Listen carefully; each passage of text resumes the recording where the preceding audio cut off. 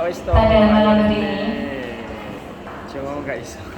Untuk lomba debat ilmiah kelas meeting pada malam ini memiliki 4 sesi. Sesi yang pertama opening statement, sesi kedua penguatan argumen, sesi ketiga saling debat, dan sesi yang keempat closing statement. Ya, langsung saja kami mulai untuk sesi pertama, yakni opening statement. Dimulai dari tim pro, kemudian tim kontra, yang masing-masing memiliki waktu 3 menit. Selanjutnya kami alihkan kepada tim pro.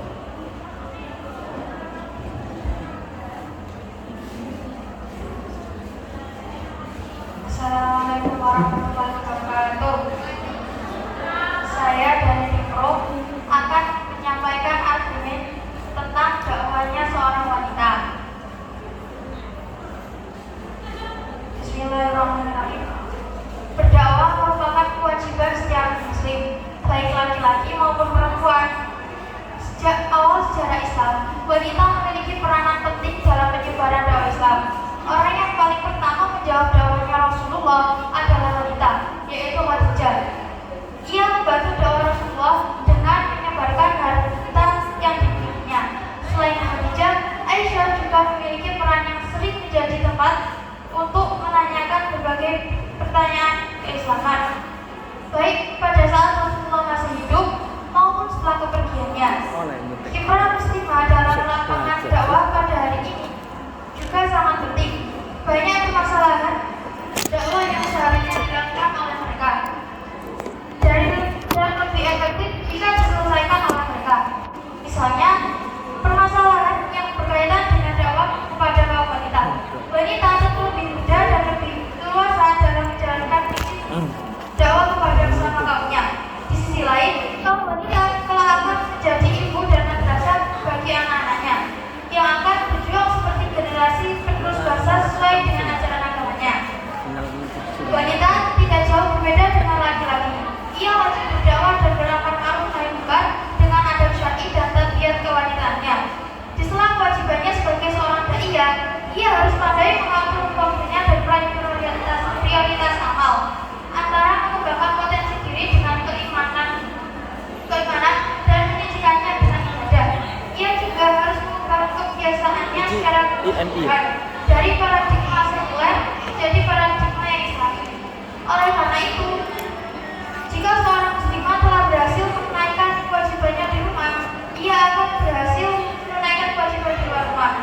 Seorang muslimah hendaknya tidak merupakan kewajiban terhadap ilmu pengetahuan dan semua hal yang bermanfaat bagi dirinya. Dengan demikian, ia akan senantiasa belajar, mengajar, berdakwah kepada Allah dengan segala macam cara yang sesuai dengan tabiatnya sebagai seorang wanita. Seorang wanita memiliki beban berat yang terkadang tidak disadarinya, yaitu beban untuk berdakwah. Oleh karena itu, ia tidak boleh mengharap balasan kecuali dari Allah dan meremehkan amalan sekecil apapun. Ia adalah daiyah di rumahnya. Objek dakwahnya adalah anak-anaknya. Materi dakwahnya adalah pergaulan yang baik, mengarahkan mereka agar ikut adil dalam berdakwah dan memotivasi mereka dalam hal ini dengan segala cara yang mungkin dikerjakan. Hendaknya media dakwah seorang wanita lebih menyeluruh dan umum, yaitu mencakup para siswi, ustadzah dan ibu-ibu. Ia harus sadar bahwa di depannya telah terbentang jalan yang tidak mudah untuk dilalui, yang membutuhkan keinginan kuat, tekad yang bulat, niat yang lurus, dan kesungguhan. Hendaknya ia tidak berharap untuk segera mendapatkan buah dari dakwah. Hendaknya pula ia bergembira dengan pertolongan dari Allah sesuai dengan kadar usahanya. Seorang dakwah Ya, waktu habis. Selanjutnya kami persilahkan kepada tim kontra untuk menyampaikan argumennya dengan waktu 3 menit. Tim kontra sudah siap? siap. Waktu dimulai dari sekarang. Bismillahirrahmanirrahim. Assalamualaikum warahmatullahi wabarakatuh. Sebelumnya saya berterima kasih kepada Dewan Juri dan moderator karena telah mempersilahkan saya dan teman-teman kontra saya untuk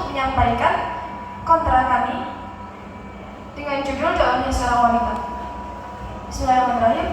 Kami dari tim kontra tidak menolak pentingnya dakwah perempuan dalam Islam, termasuk peran mereka dalam kehidupan sosial. Namun kami meyakini bahwa ada batasan tertentu yang harus diperhatikan dalam keterlibatan perempuan dalam dakwahnya, termasuk dalam unsur aurat, mahram, halwat antara laki-laki dan perempuan, pandangan antara laki-laki dan perempuan, karena mengingat kondisi sekarang tidak mungkin bahwa wanita berdakwah tidak dilihat oleh laki-laki dan sebagainya.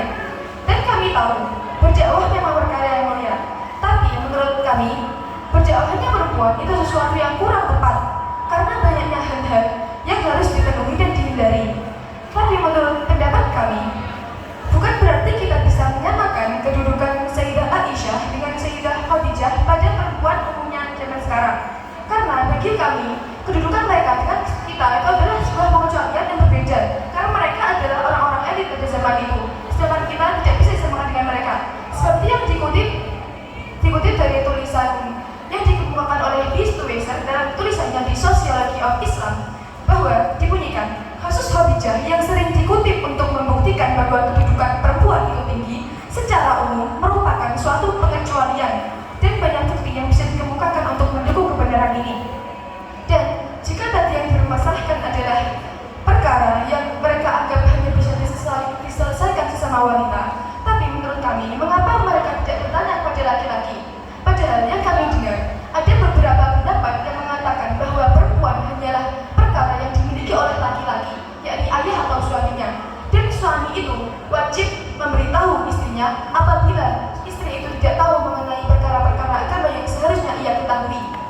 Seperti yang disampaikan oleh Syekh Abdul Aziz Al-Adawi, yakni suami wajib mengajarkan istrinya hal-hal yang penting terkait agama, dan Syekh Mustafa Al-Adawi bahwa suami harus mendidik istrinya terkait hal-hal yang bermanfaat untuk agama dan dunianya dalam fikih ta'ammul baina zawjain. Dan dalam Al-Quran juga disebutkan, yakni dalam Al-Quran surat At-Tahrim ayat 6. Dan dalam hal ini juga Rasulullah mengingatkan umatnya untuk menjaga interaksi antara laki-laki dan perempuan, yakni menjaga pandangan mereka, karena dakwah perempuan itu pada era sekarang pasti dilihat oleh laki-laki juga, tidak hanya pada perempuan saja, meskipun konteksnya mereka berniat untuk berdakwah di antara perempuan. Dan seperti yang tercermin dalam hadis, sebaik-baik soft laki-laki adalah yang paling depan, dan soft. Ya, waktu telah habis. Tepuk tangan dulu untuk musyawarah awal Tsanawi dan tingkatan ibtidaiyah. Selanjutnya untuk sesi kedua, penguatan argumen. Masing-masing memiliki waktu 3 menit. Kami persilahkan untuk tim pro untuk memulai menyampaikan penguatan argumennya. Tim pro sudah siap? Siap. Waktu dimulai dari sekarang. Bismillahirrahmanirrahim. Berdakwah merupakan kewajiban setiap muslim, baik laki-laki maupun perempuan. Sejak awal sejarah Islam, wanita memiliki peranan penting dalam menyebarkan ajaran Islam. Kiprah muslimah dalam melakukan dakwah pada hari ini juga sangat penting. Banyak permasalahan dakwah yang seharusnya dilakukan oleh mereka dan lebih efektif jika diselesaikan oleh mereka.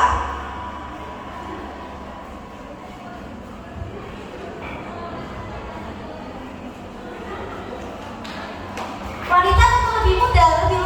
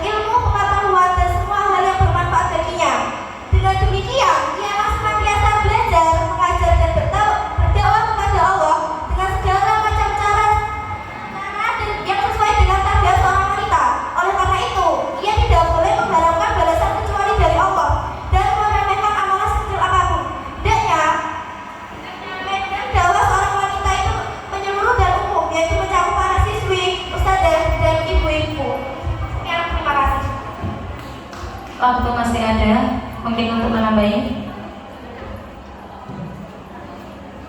atau cukup? Cukup. Ya, kalau dirasa cukup, kita tepuk tangan dulu.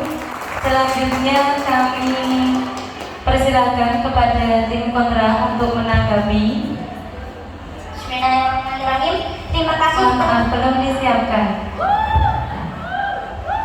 Dengan durasi waktu 3 menit, tim kontra sudah siap? Siap. Ya, waktu dimulai dari sekarang. Bismillahirrahmanirrahim. Terima kasih telah memberikan kesempatan kepada saya untuk menguatkan pendapat teman saya tadi. Bismillahirrahmanirrahim.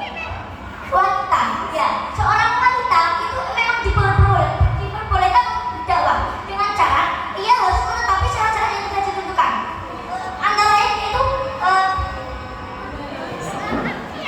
yang diperbolehkan, tapi ia juga harus menyanggupi syarat-syarat yang menyebabkan ia terbebas dari kemaksiatan, dari banyaknya fitnah-fitnah, dari madarat-madarat yang lain, dan yang mana ketika ia berdakwah dalam era sekarang itu sangat sulit untuk menjauhi hal tersebut. Dan memang Islam telah menetapkan tugas utama perempuan sebagai pendidik pertama bagi generasi mendatang. Dalam konteks ini, dakwah perempuan lebih efektif dilakukan di kalangan domestik seperti mendidik anak-anak atau para perempuan yang lain. Tapi jika perempuan terlalu banyak terlibat di ruang publik, maka dikhawatirkan tugas utama seorang perempuan di rumah akan terabaikan. Dan bagi wanita yang berdakwah, di semua kesempatan ia butuh ilmu yang memandai dan pandai mengatur waktunya. Dan mereka pasti dihadapkan dengan beberapa persoalan-persoalan krusial tentang juga masalah aurat, kurangnya agama, pendidikan laki-laki, seperti ayah dan suaminya, seperti sabda Nabi. Aku tidak pernah melihat seorang pun yang lebih tidak sempurna kecerdasan dan keagamannya dibanding kalian. Sudah cukup atau ada tambahan?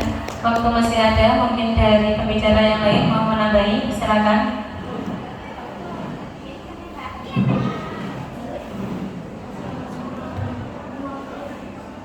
Masih ada waktu 50 detik. Mungkin yang dimasukkan dari tadi menguatkan di sini itu perempuan berdakwah itu ketika dia di luar itu tidak lebih baik dia berdakwah dalam keluarganya, seperti perempuan, anak-anak, istri, ibu, dia lebih baik berdakwah dalam lingkungan keluarganya. Jika perempuan berdakwah pada lingkungan luar, akan banyak timbulnya fitnah yang terjadi, madarat seperti bertemunya, terkadangnya perempuan yang berdakwah tadi oleh laki-laki yang bukan maharnya dan sebagainya. Jadi lebih baik disimpulkan bahwa lebih baik dia itu dakwah di dalam keluarganya, di dalam rumahnya, bukan di luar. Sudah cukup, waktu masih ada. Ya, terima kasih, waktu telah habis. Tepuk tangan untuk semua regu. Selanjutnya untuk sesi ketiga, yakni saling berdebat, memiliki waktu 7 menit. Dari masing-masing tim pro dan tim kontra memiliki waktu 1 menit untuk saling mendebat. Kami persilakan kepada tim pro terlebih dahulu untuk mendebat. Sudah siap tim pro? Siap. Ya, waktu dimulai dari sekarang. Bismillahirrahmanirrahim. Assalamualaikum warahmatullahi wabarakatuh. Kan dari awal sudah saya jelaskan, jika seorang muslimah mau menyelesaikan kewajibannya di rumah, maka ia akan berhasil menyelesaikan kewajibannya di luar rumah. Kalau tentang ilmu, waktu dan masalah awal, kan seorang wanita harus pandai-pandai mengatur waktu, dan ia juga harus beradab sesuai dalam aturan syariat dan tabiat kewartaannya, seperti menutup aurat dan tidak menggunakan barang perhiasannya. Dengan demikian, ia senantiasa belajar, mengajar dan berdakwah di jalan Allah. Cukup sekian. Waktu masih ada, mungkin ada tambahan? Atau cukup? Ya, terima kasih. Kalau sudah cukup, kami persilakan pada tim kontra untuk mendebat tim pro. Memiliki waktu 1 menit. Tim kontra sudah siap? Siap. Waktu dimulai dari sekarang. Bismillahirrahmanirrahim. Seperti yang kita lihat dari banyaknya perempuan dan anak-anak yang secara logika mereka masih labil dalam segala pendapat yang mereka buat. Seringnya menentang pada orang tua dan sebagainya. Lalu bagaimana kita bisa menjadikan patokan bahwa anak bisa berdakwah? Dan bagaimana menyampaikan seorang perempuan bisa dipegang untuk keselamatan agama? Di sisi lain, salah satunya dari bahaya adalah terekspresinya wanita di halayak umum. Padahal wanita adalah manusia yang tersembunyi dan disembunyikan. Dan juga keterlibatan perempuan dalam dakwah di ruang publik dapat memicu potensi fitnah baik dari segi interaksi dengan lawan jenis maupun dari segi pandangan masyarakat. Seperti yang berbuat haramnya memandang wanita yang disebutkan oleh Imam Rafi'i, wa ahillul khuruji wa la yahillul nadhuru ila rijal wa la rijalun nadhuru ilaihinna bal dzalika haramun 'alal mu'min. Waktu telah habis. Dan kemenangan untuk semua tim. Selanjutnya dipersilakan untuk tim pro untuk mendebat tim kontra. Tim pro sudah siap? Insyaallah siap. Insya Allah siap. Ya, waktu dimulai dari sekarang. Seorang perempuan pajak mempunyai manajemen waktu cukup longgar untuk mengatur kepentingan diri dan keluarganya. Namun, ia tetap berada dalam tanggung jawab orang tuanya. Terlebar mendapatkan penghasilan dari usaha bekerja di rumah. Nilai dakwah harus mewarnai semua aktivitasnya dan berhati-hati menjaga dirinya sebagai anak yang solehah. Apapun pekerjaan yang digelutinya dengan aturan Islam harus halal, tidak bertentangan dengan fitrah perempuannya, dapat menjaga adab pergaulan, menghindari berduaan dengan laki-laki yang bukan mahram, senantiasa menjaga pandangan, berpakaian tidak menampakkan aurat, sholat dan menjauhkan diri dari suap menyuap dan manipulasi data dan lain-lain. Anak yang masih lajang leluasa bekerja di luar rumah dengan seizin orang tua. Jangan lupa mengatur waktu membantu di rumah dan mengutamakan berbakti terhadap kedua orang tuanya. Waktu masih ada? Sudah cukup?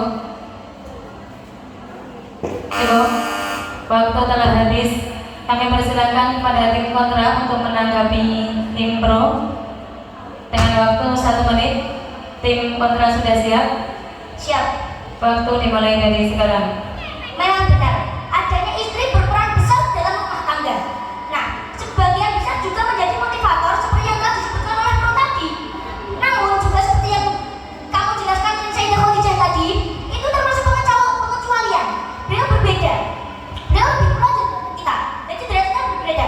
Tapi beliau juga masih bisa dijadikan untuk dicontoh meskipun tidak semua wanita atau tidak semua istri itu bisa seperti beliau. Umumnya, istri yang juga berdakwah maupun bekerja memiliki kendala waktu untuk berbagi bersama keluarganya. Dalam artian tidak mampu menyeimbangkan antara tuntutan bekerja dan tuntutan rumah tangga.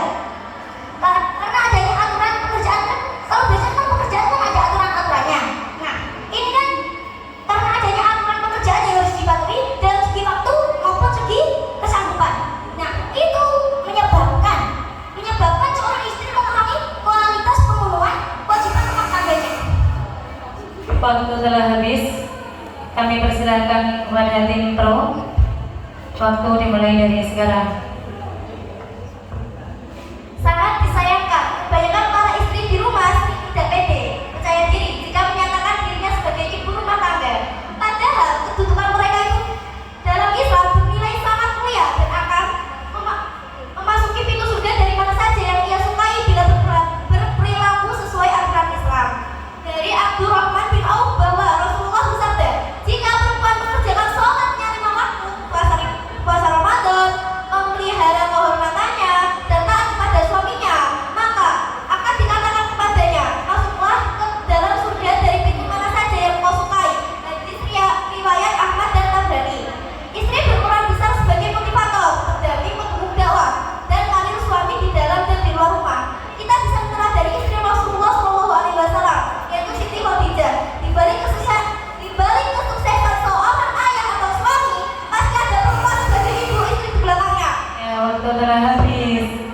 Selanjutnya kami persilakan kepada tim kontra untuk menanggapi. Tim kontra sudah siap? Siap. Waktu dimulai dari sekarang. Seperti yang tadi telah disampaikan oleh teman saya bahwa kita tidak bisa menyamakan dengan fase Sayyidah Khadijah dengan era sekarang. Seperti itu juga, menurut kami tidak ada yang disalahkan dengan pendidikan seorang istri untuk berdakwah di keluarganya. Tetapi jika yang dikehendaki adalah dakwahnya di luar, maka kenapa tidak laki-laki saja? Memangnya di dunia ini laki-laki sudah habis? Tidak.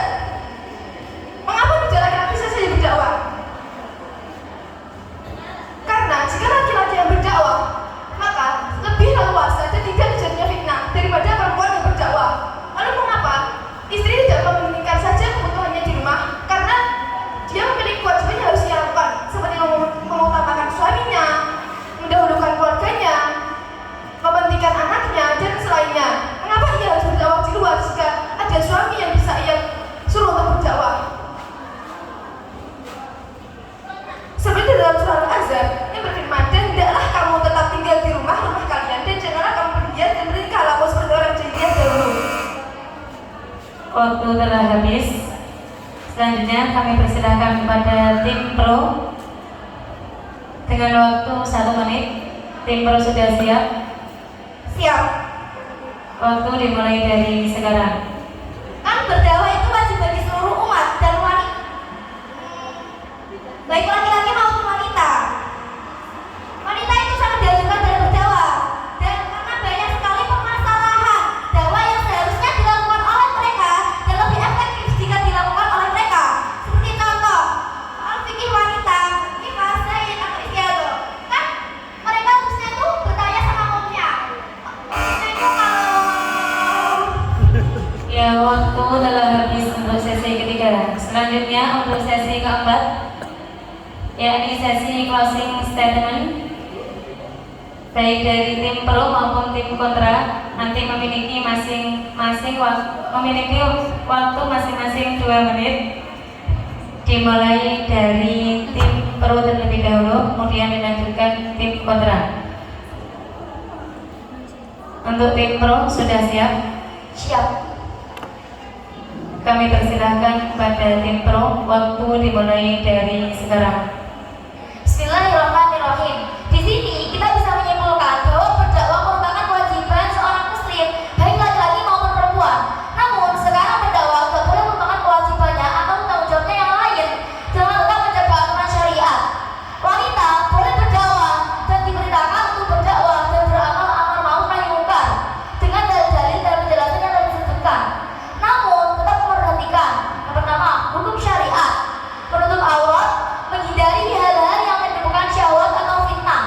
Tak lupa tugas dan peran-peran yang seperti jadi anak, istri, dan ibu untuk anak-anaknya. Dan ia juga harus mendapatkan izin dari suami atau orang tua.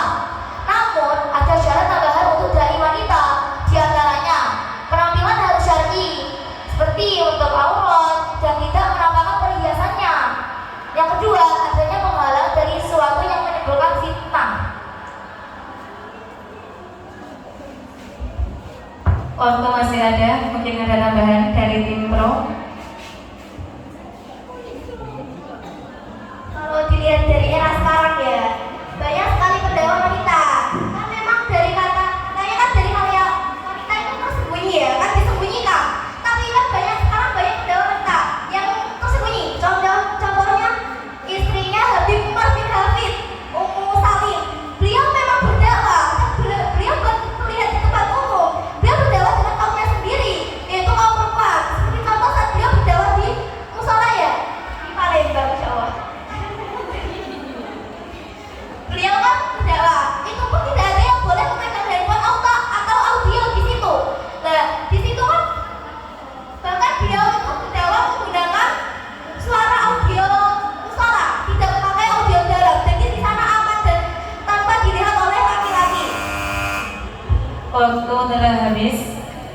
Selanjutnya kami persilakan kepada tim kontra untuk menyimpulkan argumennya dengan durasi waktu 2 menit. Tim kontra sudah siap? Tim kontra sudah siap? Siap. Waktu dimulai dari sekarang. Iya, memang dibenarkan. Ummu Salim dia berdakwah tapi dengan sembunyi. Tapi dia kan tetap melihatkan suaranya.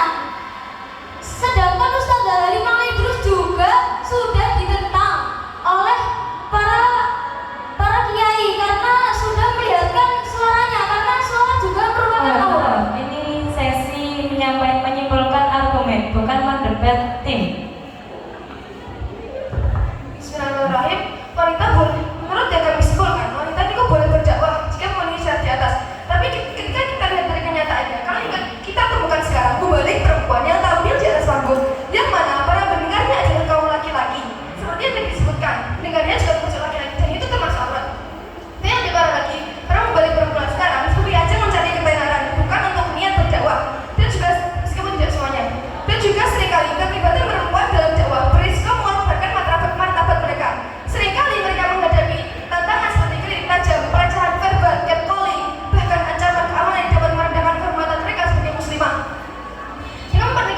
Dengan mempertimbangkan tugas utama perempuan, potensi fitnah, alternatif dari laki-laki, dan perlunya menjaga martabat perempuan, kami berpendapat bahwa peran perempuan dalam dakwah sebaiknya difokuskan pada lingkup yang tertutup dan spesifik. Tapi sekarang sulit kita menemukan lingkup yang spesifik, kecuali dia berjawab seperti Nyai Aisyah Ali yang berada di dalam lingkup pondok, tidak didengar oleh ajnabi. Dan hal ini tidak menafikan kemampuan perempuan, tapi melakukan mereka sesuai dengan peran yang paling ideal dalam Islam. Jika yang tadi dimaksud Halimah Al-Idrus, ia masih berada di luar, sehingga masih bisa didengar oleh lingkup luar tempat yang ia kunjungi, sehingga suara yang ia dengarkan bisa terdengar oleh ajnabi. Dan itu dikatakan oleh beberapa kiai yang saya kenal. Ya, waktu telah habis. Tepuk tangan untuk semua tim. Selanjutnya kami aturkan kepada Dewan Juri untuk memberikan komentar kepada masing-masing tim. Luar biasa, tepuk tangan lagi. Saya cukup terpukau dengan penampilan kalian. Alhamdulillah, padahal ini adalah cabang lomba yang teranyar, tapi kalian sudah menguasai hingga sampai 70%. 70% saya yakin kalian hampir berhasil. Luar biasa. Tapi ini ada kritik. Yang pertama, ini nantinya tolong dicatat, entah siapa saja nanti yang masuk final harap diperbaiki. Yang pertama tadi ada yang terlalu sering melihat teks, meskipun baca itu harus ada kontak mata dengan audiens atau lawan kalian sampai lihat. Jadi jangan terlalu fokus dengan tulisan, ini yang penting. Karena seni dalam berdebat itu seperti halnya kamu berbicara dengan orang lain, bukan baca buku sendiri, ya. Dan juga adab dalam berdebat itu harus bisa menanggapi argumen yang disampaikan. Artinya apa? Harus ada masalah yang diangkat seperti tadi. Misalnya masalah ketika dalam berdakwah itu ada suatu masalah, yaitu ketika adanya fitnah. Nah, fitnah ini kamu angkat. Apakah ini benar-benar fitnah yang terjadi atau tidak dengan argumen sampean? Jadi harus ada masalah yang diangkat, yang dibahas dan diperdebatkan. Terus yang terakhir, ketika closing statement itu sudah tidak boleh kalian nyerang lawan, nggak boleh. Kamu ini terlalu arogan. Tapi bagus, luar biasa. Ini tepuk tangan lagi. Ini baru MI ya. Sudah luar biasa. Ini juga MTS. Jadi ini kelas terendah di madrasah kita. Jadi nanti harapannya yang kakak-kakaknya nanti harus lebih hebat, lebih luar biasa. Yaitu tadi diingat harus menanggapi dari yang diangkat, yang disampaikan ditanggapi. Jangan sesuai dengan apa yang kalian sampaikan, gak cocok, ojo diterus no. Nah, maksudnya gitu. Jadi harus kita